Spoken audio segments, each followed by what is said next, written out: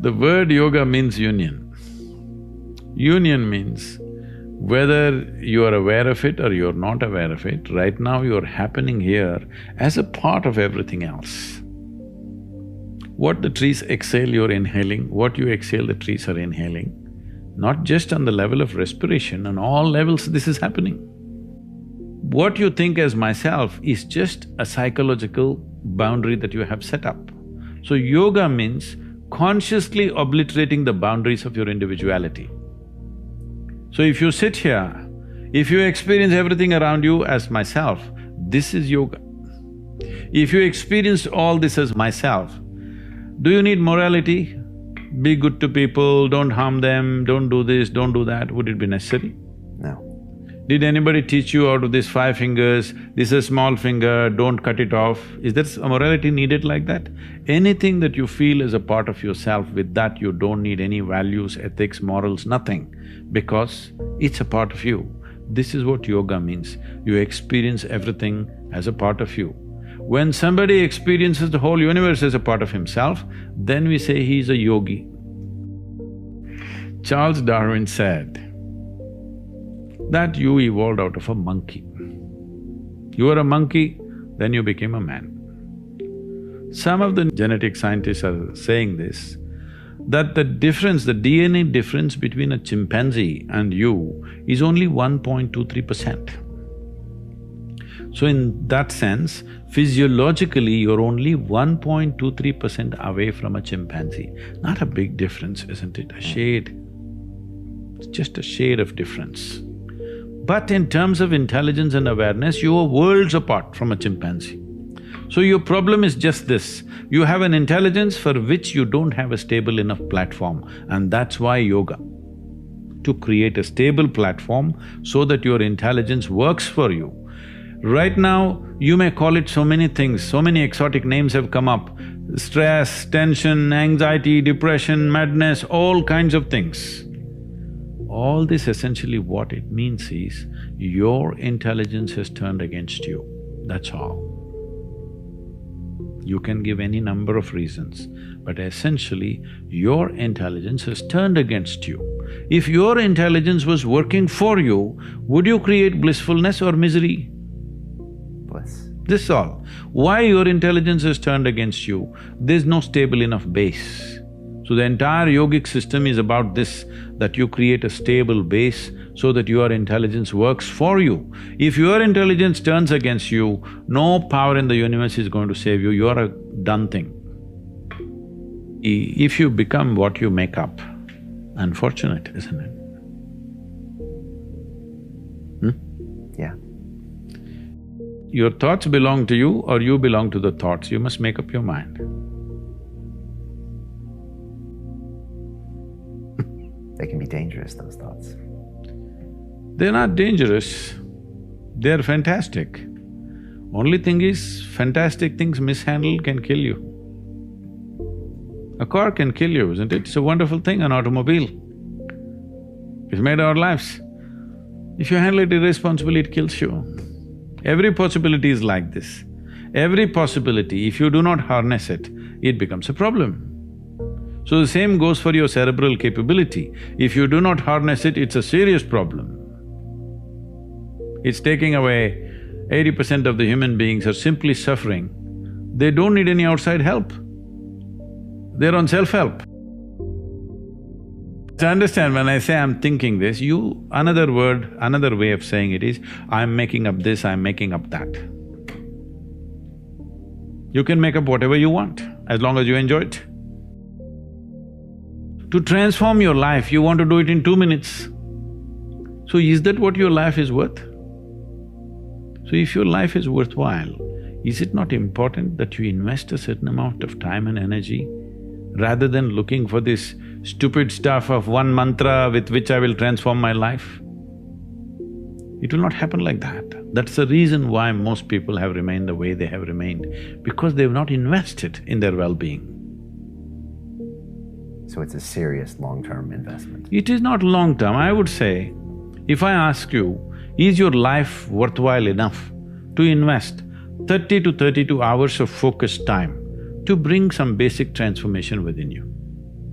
If I teach you a way where you can manage your chemistry the way you want, but we need 32 hours of focused time, do you think your life is valuable enough for that much investment, I'm asking? Yes.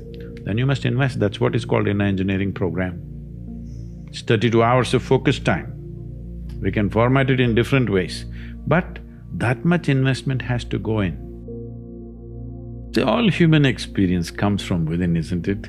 I don't know what kind of geniuses thought these things. I know in America there must be a million books telling you how to, milk happiness from something else or somebody else but all human experience is generated from within. What comes from within you must be the way you want it, isn't it? Isn't that simple enough, I'm asking? What comes from around you may not be the way you want it, but what comes from within you must be the way you want it. If whatever happens within you the way you want it, will you be blissed out or miserable? Blissed out. See, most people understand complexity as intelligence. If they make themselves difficult, they are supposed to be intelligent. Making a simple thing difficult is not intelligence. Making a very complex thing simple is intelligence, isn't it? So wrong sense of intelligence, idea of intelligence has entered people's minds. They think if they make a problem out of every solution, they're intelligent. No. If you find solutions for every problem, that is intelligence. That's my understanding. So essentially, this whole attitude and questioning and this kind of thing has happened to the world in a big way because our education is confusing people to make them believe that memory is intelligence. Memory is not intelligence. Memory is useful as data, but intelligence is a different dimension. We have gobbled this up, that we have made children believe from a very early age, if you remember something, you're smart. No. A tape recorder can remember everything. This camera can remember everything. This doesn't mean it's intelligent. So, one major aspect of my work is to separate these two. Within your experience, your memory and your intelligence are two different things. If you have an intelligence which is unsullied by memory, you will see everything just the way it is. But if you look at everything through the filters of your memory, everything is prejudiced. People who ask, all this is fine, but what's the takeaway? They want a commandment. We are talking about consciousness. Commandments won't fly. Commandments means you're trying to fix your life.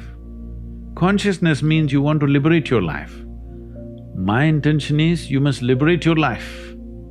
People come and say, Sadhguru, please teach us how to control my mind. I say, you want your mind controlled or liberated? Oh, yes, liberated, but how to control? Because they think that intelligence is a serious problem. And it's been in their lives. So what is the solution? If you remove a part of your brain, you will be fine. You're essentially complaining, I wish I had the brain of an earthworm, this human brain I am not able to handle. Yes, that is a fact. We have come to a place where to grow our food, we need chemicals.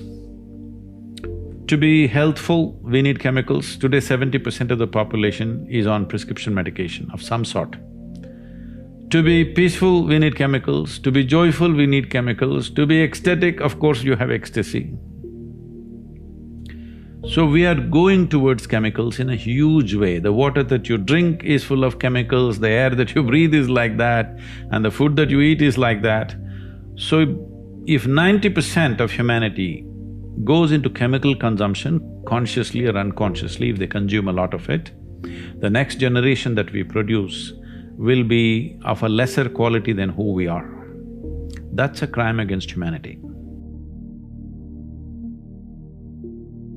What I am saying is, the important thing about life, whether it's a grasshopper out there or you, both of us are striving to be the fullest possible life that we can be. A grasshopper is trying to be a full-fledged grasshopper, a human being is trying to be a full-fledged human being. So suppose you cut off one of grasshopper's legs which is supposed to hop, the hopping leg, if you take it off, have you enhanced its life, I'm asking you? No. So similarly for a human being, if you take away any of his faculties in any way, even temporarily, have you enhanced his life? No. So intoxication is just that. It is taking away your faculties for a period of time, but if you continuously do it, it'll take it away for your life. So you're taking away or subjugating your faculties for a little bit of pleasure, or maybe a lot of pleasure, whatever… however you wish to describe it. But the important thing is you're taking a backward step with life, because life can only be enhanced by sharpening and increasing our faculties, not by decreasing our faculties. Our ability to be active physically, mentally, emotionally, spiritually, if this is in any way crippled, this means we are taking a backward step, though there may be pleasure attached to it. Every human being wants his life enhanced. If you don't show them proper ways to enhance, they will find shortcuts. See, a man who goes to the bar and a man who goes to a church or a temple or whatever, they're seeking the same thing, they're trying to enhance their life, isn't it? If you do not show them a proper way, they will take whatever ways are available on the street, that's all. That's why I'm saying it's not a moral issue for me. It is just that it sets you backward. You want to go forward, but it sets you backward.